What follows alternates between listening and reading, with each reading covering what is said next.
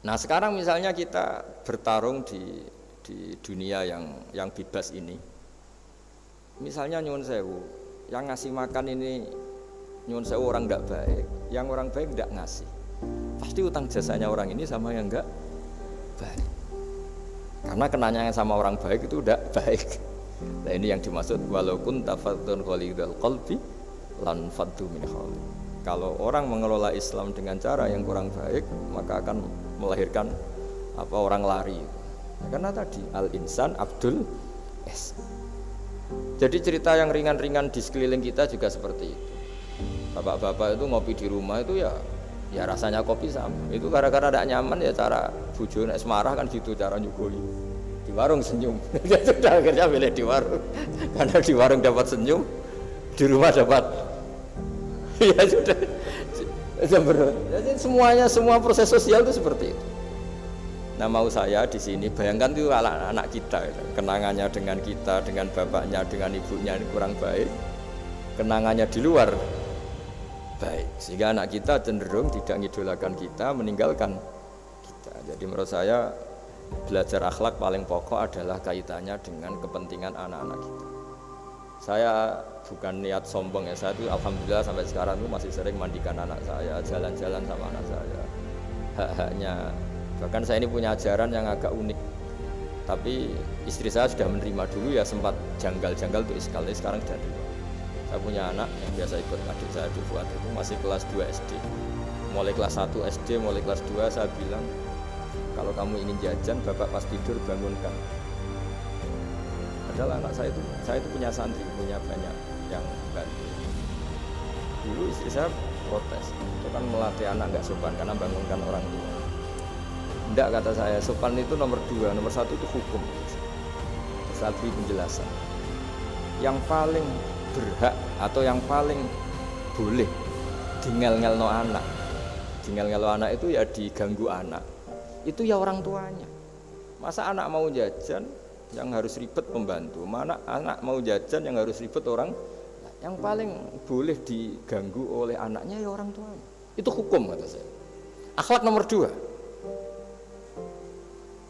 Sehingga barokahnya hukum itu, saya ulang lagi, barokahnya hukum itu, kalau anak ini terpaksa pembantu itu pas lalai, pas kita tidak nyalahkan, kan kewajibannya di kita. Akhirnya kita menjadi tahu, baru istri menjadi tahu, yang paling berhak diganggu anak ya orang tua. Itu hukum. Nah akhlak itu baru nomor 2, ganggu itu ya dikira-kira lah pas bangun atau pas rileks. Tapi itu nomor 2, itu namanya moral. Moral itu sunat. Tapi kalau hukum itu nomor 1. Sehingga akhirnya orang tua, anak ini senang.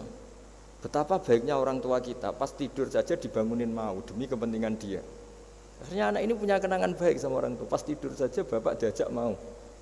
Apalagi pas happy. Nah karena kenangannya baik, ya idolanya orang tuanya. Ketika idolanya orang tuanya dan kita orang baik, mau ngajak sholat ya gampang, mau ngajak ngaji ya. Bayangkan kalau kenangannya dia dimintai uang nggak boleh, bentak, salah jam kayak atau salah jadwal atau apa, salah momentum, masa anak kecil diwalate salah pakai momentum pakai apa.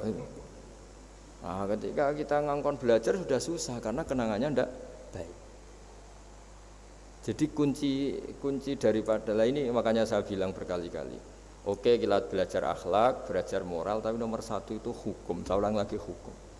Karena agama ini ciri khasnya itu hukum. Hukum itu ketentuan. Jadi aturan Islam itu detail.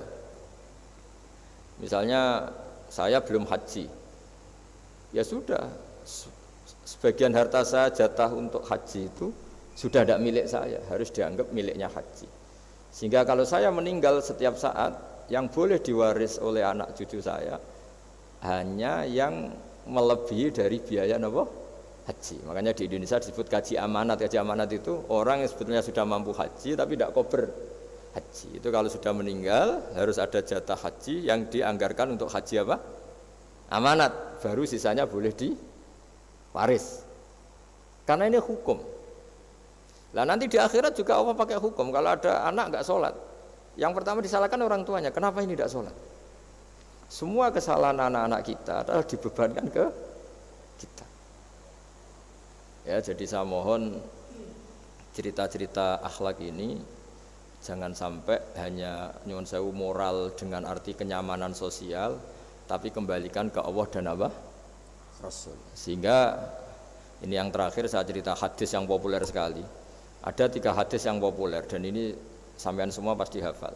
Maka na yu'minu billahi wal yaumil akhir fal yukrim jarahu. Terus ada yang fal yukrim dhaifahu.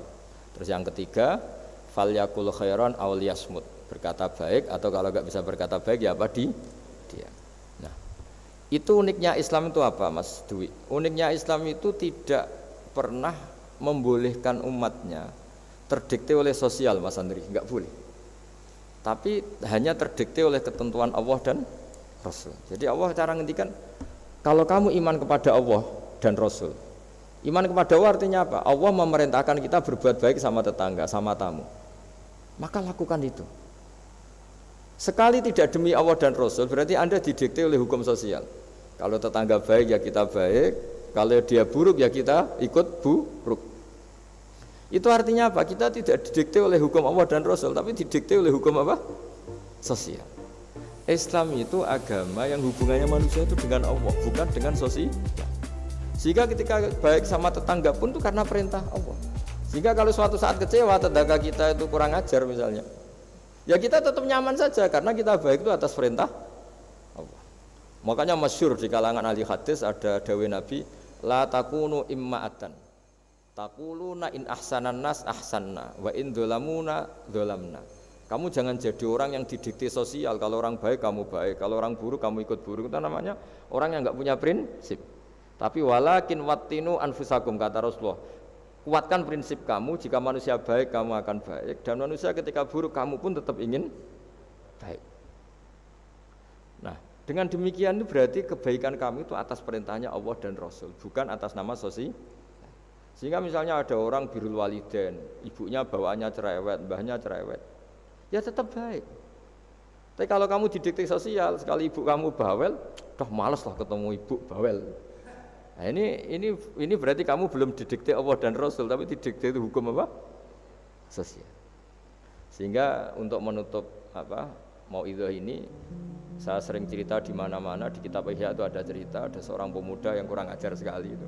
Ada kiai dipanggil, Pak Yai silahkan ke rumah saya. Ya kira-kira cara sekarang mungkin 500 meter datang. Setelah sampai depan rumahnya, sudah Pak Yai saya tidak punya kebutuhan sama kamu. Itu kiainya senyum, rileks. Setelah sampai rumahnya dipanggil lagi, Pak Yai mohon ke rumah saya. Kiainya ke situ lagi asik. Terus setelah sampai rumahnya pemuda tadi, sudah pulang aja saya tidak butuh kamu. Sampai 3 kali. Dan kiainya tuh asik, ceria gitu. Pemuda itu kagetnya bukan main.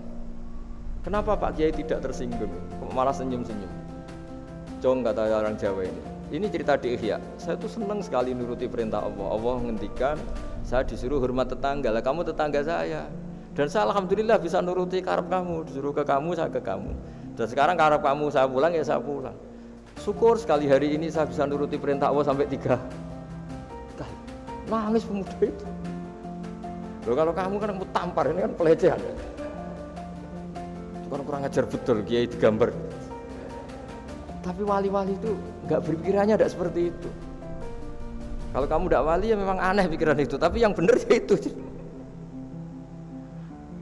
Nah, jadi lewat ngaji ini saya mohon lah semua teman-teman yang di BI maupun seluruh kita, akhlak itu nomor 1. Dengan makna tapi setelah kepastian hukum, setelah kepastian hukum. Jadi misalnya senyum itu sunat karena kita merayu mitra bisnis untuk bisnis yang halal.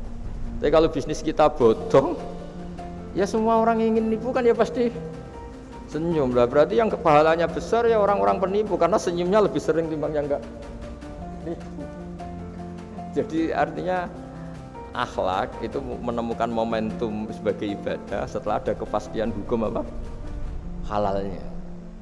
Tapi kalau nggak ada kepastian hukum halalnya, ya ini senyum itu dievaluasi tadi. Misalnya orang ngerayu juga harus senyum, orang nipu juga harus senyum. Ini yang mungkin banyak diabaikan.